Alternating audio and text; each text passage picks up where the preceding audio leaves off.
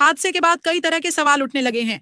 Dream liner ने नई दिल्ली से AI 4323 बनकर निर्धारित समय से लगभग 17 मिनट की देरी से सुबह 10:07 पर उड़ान भरी। विमान ने अहमदाबाद एयरपोर्ट पर 11:07 पर पहुंचा, 16 मिनट पर लैंडिंग की। इसके बाद इसकी अगली उड़ान 1:10 पर निर्धारित थी, लेकिन विमान 28 मिनट की देरी से 1:38 पर रवाना हुआ। इस प्रकार लैंडिंग और टेक ऑफ के बीच 2 घंटे 22 मिनट का अंतराल रहा, जिसमें लगभग आधे घंटे का समय लैंडिंग प्रक्रिया और बे एरिया से क्लियरेंस में लगा। विमानन विशेषज्ञों का कहना है कि शेष समय में विमान की तकनीकी जांच विस्तृत तरीके से नहीं की जा सकती। ऐसे में सवाल उठता है कि विस्तृत जांच कहां हुई होगी। विस्तृत जांच में एक मशीन पूरे विमान को स्कैन करती है और इंजीनियरों को उन हिस्सों की जानकारी देती है जहां ध्यान देने की आवश्यकता होती है, लेकिन इसमें समय लगता है। विशेषज्ञों का मानना है कि विमान की विस्तृत जांच बृहस्पतिवार को दिल्ली IGI एयरपोर्ट पर हुई होगी। इस प्रक्रिया में कम से कम 5 से 6 घंटे का समय लगना आवश्यक है, इसलिए जांच में चूक की संभावना अधिक है। अब हादसे से जुड़ी 10 बड़ी बातें जानिए। टाटा समूह गुरुवार को अहमदाबाद में हुए एयर इंडिया विमान हादसे में मारे गए प्रत्येक व्यक्ति के परिवार को 1-1 करोड़ रुपए की सहायता राशि देगा। टाटा समूह द्वारा एक्स पर पोस्ट किए गए संदेश में कहा गया कि समूह घायलों के इलाज का पूरा खर्च उठाएगा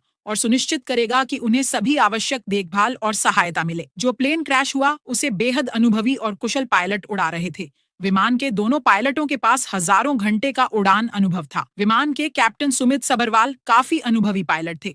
उनके पास लगभग 8,200 घंटे का उड़ान अनुभव था, जबकि उनके सह pilot first officer Clive Kunder थे। उन्हें 1,100 घंटे का उड़ान अनुभव था। केंद्रीय मंत्री अमित शाह ने गुरुवार को कहा कि अहमदाबाद में दुर्घटनाग्रस्त हुए एयर इंडिया के विमान में ईंधन जलने के कारण तापमान इतना अधिक था कि किसी को बचाने का कोई मौका नहीं था।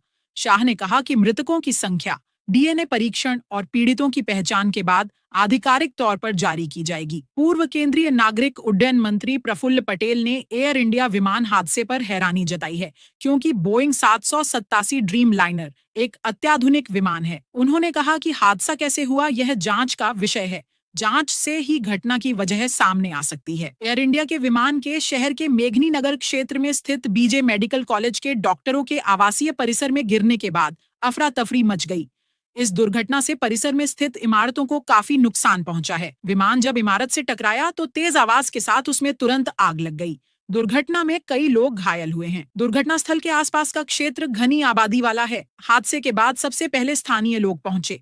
उन्होंने यात्रियों के साथ ही इमारत में मौजूद लोगों को बचाने की कोशिश की। दुर्घटना के बाद स्थानीय लोगों द्वारा मोबाइल से बनाए गए वीडियो में मलबे के बीच जले हुए शव दिखाई दिए। दुर्घटना के बाद मेडिकल कॉलेज परिसर में चारों ओर मलबा बिखरा हुआ देखा गया। दुर्घटना में जान गंवाने वालों में 68 वर्षीय भाजपा नेता विजय रूपाणी भी शामिल हैं। वह 2 बार गुजरात के मुख्यमंत्री रहे। वर्तमान में वह पंजाब के भाजपा प्रभारी थे।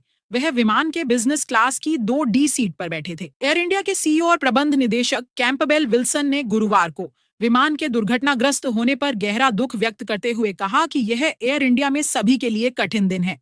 विल्सन ने कहा कि एयरलाइन सभी आपातकालीन प्रतिक्रिया प्रयासों पर अधिकारियों के साथ सक्रिय रूप से काम कर रही है। ब्रिटेन में भारतीय उच्चायोग ने विमान हादसे में मारे गए यात्रियों के रिश्तेदारों के लिए एक आपातकालीन नंबर जारी किया है। एक्स पर साझा किए गए एक पोस्ट में भारतीय उच्चायोग ने कहा कि हादसे में मारे गए यात्री के परिवार या रिश्तेदार जरूरत पड़ने पर भारत यात्रा के लिए आपातकालीन वीजा सहायता के संबंध में हमारे आपातकालीन नंबर 0776876535 पर हमसे संपर्क कर सकते हैं। बारे में जानकारी सहित अन्य सभी प्रश्नों के लिए एयर इंडिया के आपातकालीन नंबर 1-800-569-1444 का उपयोग करें। इसके साथ ही पुर्तगाल में भारतीय दूतावास ने भी हेल्पलाइन नंबर +3519191919399 जारी किया है, जिसमें विमान दुर्घटना में प्रभावित परिवारों को सभी आवश्यक सहायता प्रदान की जाएगी। वीडियो को लाइक करें, अपने विचार कमेंट में जरूर लिखें और इस खबर को ज्यादा से ज्यादा लोगों तक शेयर करें। धन्यवाद, आप जुड़े रहें, हम आपको देते रहेंगे हर जरूरी अपडेट सबसे तेज।